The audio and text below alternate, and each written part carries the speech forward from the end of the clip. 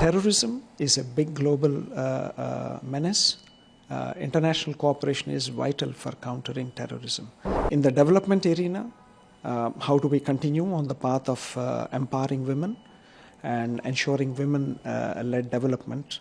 The new technologies that have come up, new developments in science and technology have brought forth new areas like artificial intelligence, biotechnology. The focus of this summit is the future. Addressing the whole issue of reform of the UN would require a time-bound process. A United Nations that is not reformed would not have credibility in facing the challenges of today's world. India is a huge contributor to global peacekeeping missions.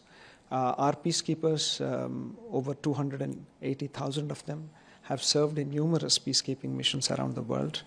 How do we ensure that peacekeeping is more focused, more targeted, and meets the requirements, and our peacekeepers have the resources for ensuring that they fulfill their mandate? Terrorism is a big global menace.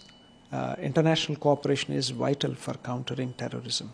At the UN, this is an important issue for us, along with our friends and partners, to see how we can counter terrorism and how do we ensure that there is no financing for terrorism. In the development arena, how do we continue on the path of empowering women and ensuring women-led development around the world, but especially in the case of developing countries? This is a huge focus for us. In addition to these, I think we will also be looking at the new technologies that have come up. New developments in science and technology have brought forth new areas like artificial intelligence, biotechnology. How do we harness these technologies, and how do we have a governance structure for these technologies which is equitable and which will ensure that countries of the global south have access to these technologies in an affordable manner?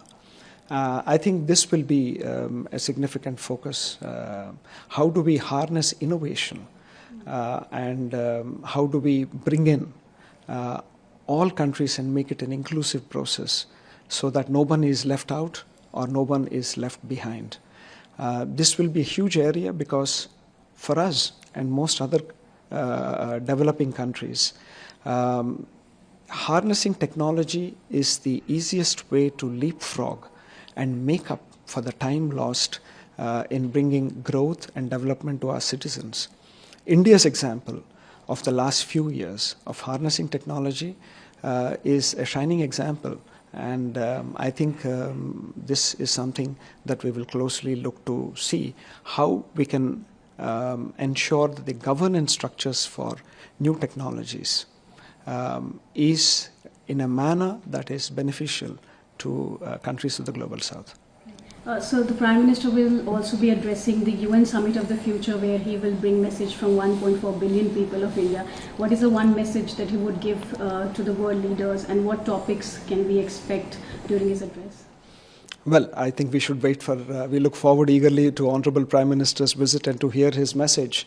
But as the Secretary General said, we have a UN system built by our grandfathers, and this is not a future that we can leave for our grandchildren. So the focus of this summit is the future, and our youth are the future.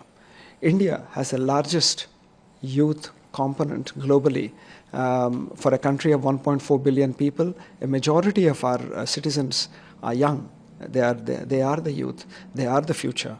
I think when Prime Minister speaks, he speaks and brings the message of the youth of India to the whole world.